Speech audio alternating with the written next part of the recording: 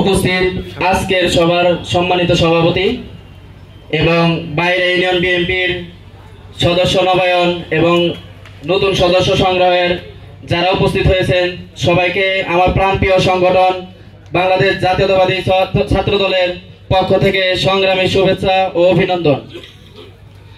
আসলে আমরা এমন একটা দল করি যে দলটা শহীদ প্রেসিডেন্ট জিয়াউর রহমানের গড়া দল, যে দলের প্রেসিডেন্ট ছিলেন শহীদ জিয়ার নেতৃত্বেই আমাদের দেশ স্বাধীন হয়েছে এবং বহুদলীয় গণতন্ত্র ফিরে এসেছে শহীদ জিয়ার নেতৃত্বে।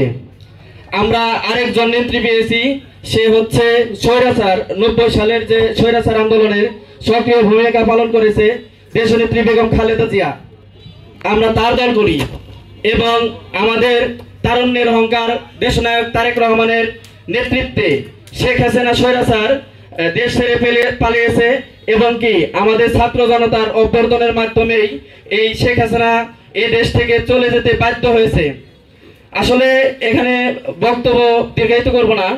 আজকে যে সদস্য নবায়ন কর্মসূচি হচ্ছে সেটা 2018 সালের নির্বাচনের আগেও সদস্য নবায়ন কর্মসূচি হয়েছে, কিন্তু সেটা হয়েছে গোপনে, সেটা হয়েছে আড়ালে, সেটা হয়েছে বাড়ি বাড়ি গিয়ে। আজকে আমরা এখানে উপস্থিত হতে পেরেছি সেটা আমাদের ছাত্র জনতার অভ্যর্থনের মাধ্যমে, সেটা আমাদের ভুলে গেলে চলবে না। বিএনপির নামে প্রকাশ্যে এবং গোপনে যারা বিভিন্ন ধরনের সমালোচনা করতেছেন তাদের উদ্দেশ্যে বলতেছি, আজকে যারা সমালোচনা করতে পারতেছেন তাদেরকে কিন্তু সুযোগ আমরাই দিয়েছি, তাদের এই সমালোচনা করার জায়গাটা আমরা তৈরি করে দিয়েছি। শেখ হাসিনা থাকতে কিন্তু একজন মানুষও যারা এখন সমালোচনা করে তারা কিন্তু একটা মানুষও ওই সময় কিছু বলতে পারে নাই। আমরা কিন্তু রাজপথে বলেছি শেখ হাসিনা ভোটচোর, শেখ হাসিনা স্বৈরাচার, এগুলা কিন্তু আমার দল জাতীয়তাবাদী দল বিএনপি বলেছে। তার অঙ্গ সংগঠন আমার প্রাণপ্রিয় সংগঠন জাতীয়তাবাদী ছাত্র দল এটাও কিন্তু রাজপথে বলেছে।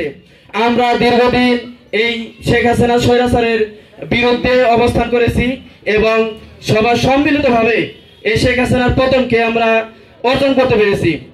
আর আজকে যে সদস্য নবায়ন হচ্ছে, আমি বলবো এখানে কোন আওয়ামী লীগের দোসর সদস্য নবায়ন হতে পারবে না।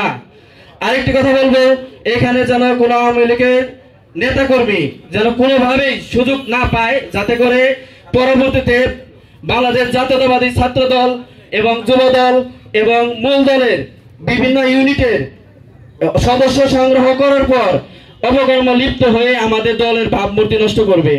এটা আপনারা আমার যে সিনিয়র নেতৃবৃন্দ আছে তাদেরকে সজাগ থাকার জন্য অনুরোধ করছি এবং আমার প্রাণপ্রিয় ছাত্রদল সিংহের উপজেলা শাখার পক্ষ থেকে সংগ্রামী শুভেচ্ছা ও অভিনন্দন জানাচ্ছি। শহীদ জিয়া যখন 29 দফা ঘোষণা করেছিল সেটা আমরা অনেকেই জানি, নতুন প্রজন্ম অনেকে জানে না। সেই 29 দফার মধ্যে সার্বভৌমত্ব রক্ষা করার কথা বলা হয়েছে, তেমনি করে আমাদের রহমান কিন্তু আমাদের 31 দফা দিয়েছে। আমাদের 31 দফা প্রত্যেকটি ঘরে ঘরে প্রত্যেকটি মানুষের আনাচে কানাচে আমাদের পৌঁছে দিতে হবে। 31 দফার মধ্যে রয়েছে সংস্কার। আজকে যে সংস্কার কথা বলা হচ্ছে সেটা কিন্তু আমাদের দেশনায়ক তারেক রহমান 2022 সালেই এটা ঘোষণা করেছিল। তখন কিন্তু আমাদের দেশনায়ক তারেক রহমান দেশের সংস্কার বিষয়ে তুলে ধরেছে। আজকে যারা নির্বাচনের পিছানোর পায়তারা করছেন তাদের উদ্দেশ্যে বলতেছি, আপনারা যারা রাজনীতি করেছেন, যারা প্রকাশ্যে রাজনীতি করতে পারেন নাই, যারা প্রকাশ্যে শেখ হাসিনা ভোটচোর বলতে পারেন নাই, তাদেরকে বলবো আপনারা সতর্ক হয়ে যান, আপনারা ভালো হয়ে যান। আপনাদের অনেক সুযোগ দেওয়া হয়েছে, আপনাদেরকে আর সুযোগ দেওয়া হবে না। আপনারা যে যাই বলুন আর যে যাই করুন, দেশনায়ক তারেক রহমান সে কিন্তু বাংলাদেশে একদিন আসবেই ইনশাল্লাহ, তাকে ঘুরিয়ে রাখতে পারবে না। তারেক রহমান বীরের বেঁচে, তারেক রহমান বীরের বেঁচে বাংলাদেশে। আমরা সেই অপেক্ষায় থাকলাম এবং আপনাদের এখানে উপস্থিত যারা আছেন সবাইকে ধন্যবাদ জানাচ্ছি।